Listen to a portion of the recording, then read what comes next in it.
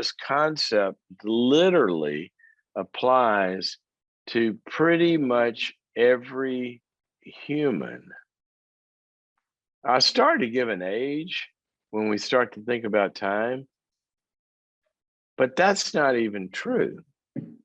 There is no age for which time is not an incredibly important factor. And so, I mean, think about that. An infant, what's more important to an infant than time, right? I'm hungry. Food's not coming. I'm wet. Dry is not coming. I'm cold. Blanket's not coming.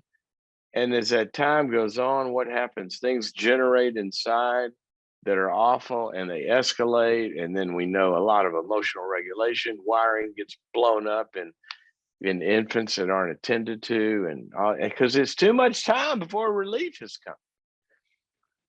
There's Proverbs says, desire fulfilled is a tree of life. It becomes a good thing inside of us. It feeds us. But hope deferred makes the heart sick. And that means that if it's too much time going by and nothing good is happening, then we can get a hope deferred syndrome, which is pretty much a formula for some kinds of depression. So time's a big deal from day one. Well, what I wanted to focus on about time, and if you're interested in the way time works and our healing and all that, go to my book, Changes That Heal. One of the early sections is about the process of time and how we can remove ourselves from time. That happens in trauma, for example.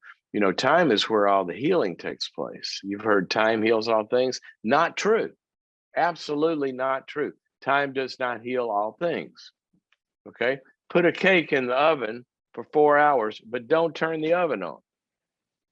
Time won't heal it. It's time plus some other ingredients. But if we don't have the other ingredients present, just time going by is not going to help us. We can stay stuck for years if we don't have the help and support and grace and people instructing us and teaching us and giving us truth and challenge and helping us, you know, learn. And that's why recovery and healing and maturity is a process. Time is an ingredient, but it's not enough. All right, so here's what I want you to look at today that I had to look at on my birthday. 27 is a big number. I mean, that shook me up hitting 27 yesterday. Sort of like, I gotta get my act together, right? Time's marching on. But the time marching on thing, that's the concept for today. David said in the Psalms, I think it was David, he said, Lord, teach me to number my days. Teach me to number my days. Why? Well, because you only got a certain number of them. And if you don't know that the numbers are going by, then life might be going by without our paying attention. And we wake up and we're not where we want to be on a certain day, year, season, age. But if we're numbering our days, see, time helps us organize the one example, the executive functions of the brain. Time sequencing, that's how kids that, you know, you train them to get things done. Why? Because there's a deadline. I want you to clean up your room or pick up your toys before you go watch your video game or before you go, you know, eat the frog in the backyard.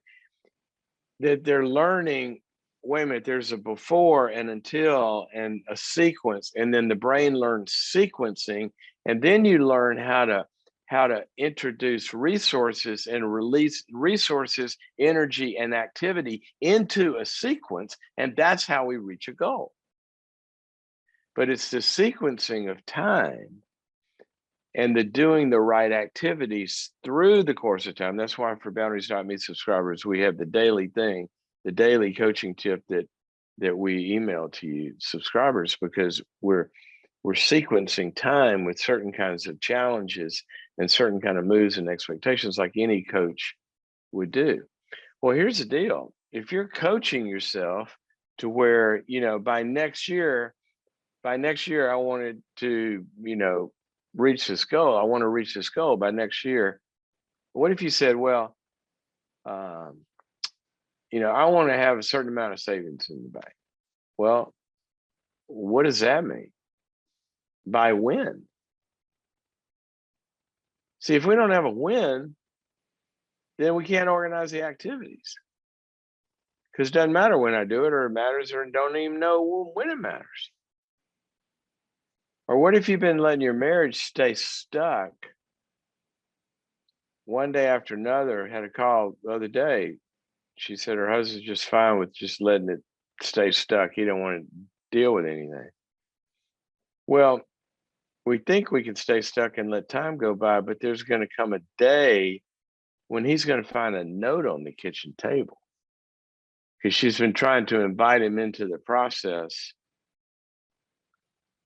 for a while, and he's not noticing, time's going by. I'm not doing anything about this. Or how long has it been since you went in for a checkup? Or if you're, what do they say, over 50, whatever the number is, have you had your colonoscopy? When's the last time you went to the dentist? Are you letting more than 6 months go by? Well, if you are, that thing's abscess. When are you going to retire? How many pennies a week are you putting aside for that? Counting our days. Counting our days. And it's important we do this every day. But a birthday kind of reminded me of that. I was looking at myself going, whoa, I don't know. I don't know. I don't know what quarter of the game I'm in, but I better act like, at least there's a clock, right? In accomplishing certain things I want to accomplish in my life before the lights go out, So I remember when I first moved to California, it was really funny. My daddy was a really funny person. And and I moved to California, and I wanted to buy. I didn't have any money. I was broke, but I wanted to buy some kind of piece of real estate to live in. And I didn't know, and so I started studying how do you buy something with no money, and how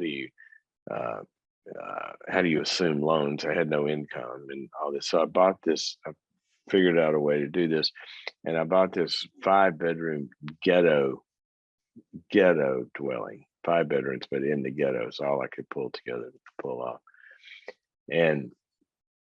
But I got a 5-bedroom one, so I could rent out the rooms, to other people, and then I could afford to live there. And so that was my plan, my first investment. But I was learning about housing and real estate in California. I had just moved there, and and things were starting to, you could tell this is, in one of those decades where things were really, really going up. And I thought this would be a great investment, but I have no money, but I could find the properties. I'm going to call my dad.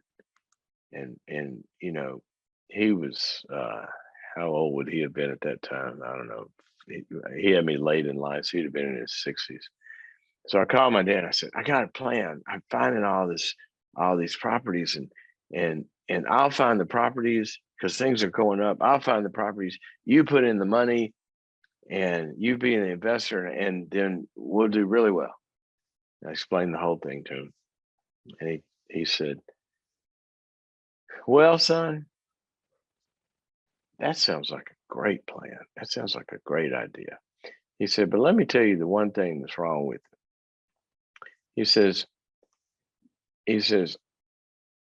I'm in what I figure is about the fourth quarter of this football game, and I got a pretty good lead.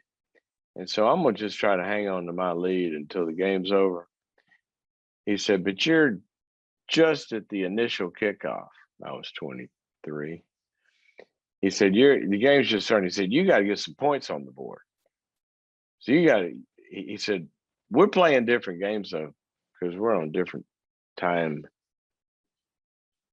zone. Have you ever thought about that? Where are you? Where are you in the season of your wanting to accomplish certain things in your work, in your spiritual life, in your relationships, in service, in developing certain competencies? Is your dating life stuck and it has been for a while? Well, the years are time. Is it time to get active? Is it time to overcome that fear so you can finally get on an airplane? Whatever it is, count your days, because as we notice that time is going by, that will get us moving.